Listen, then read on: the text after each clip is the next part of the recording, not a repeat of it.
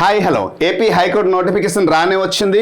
మరి 2026 నోటిఫికేషన్లో మీకంటూ ఒక ఉద్యోగం ఉండాలి అంటే మీరు ఏ పోస్ట్కి అప్లై చేయాలి, మీ క్వాలిఫికేషన్ ఏంటి, ఏజ్ ఏంటి, అప్లై డేట్ ఏంటి, లాస్ట్ డేట్ ఏంటి, exam pattern, exam mode, exam medium, subject, ఎన్ని మార్క్స్లో ఎగ్జామ్ అవుతుంది, సెలక్షన్ ప్రాసెస్ ఏంటి, వీటన్నిటి గురించి పరిపూర్ణమైన అవగాహన ఒక్క నిమిషంలోనే తెలుసుకుందాం మిత్రమా. Are you ready?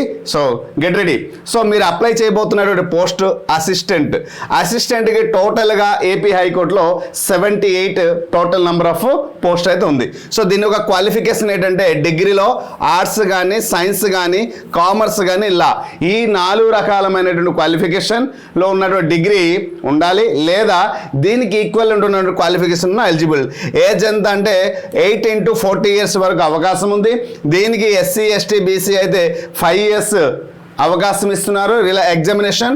మరి 10 years అయితే PHకి అయితే అవకాశం ఉంది. సో అప్లై డేట్ ఎప్పుడు? March 30 నుండి, లాస్ట్ డేట్ ఎప్పుడు అంటే 19th April నుంచి.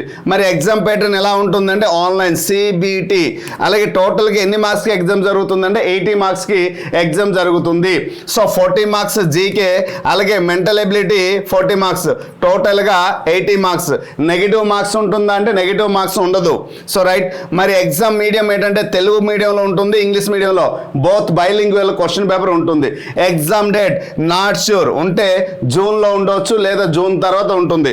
మరి సబ్జెక్ట్ ఏంటి ఉంటుంది sir? GK 40 marks, mental ability 40 marks, టోటల్గా 40 + 40 టోటల్గా 80 మార్క్స్కి ఎగ్జామ్ జరుగుతుంది.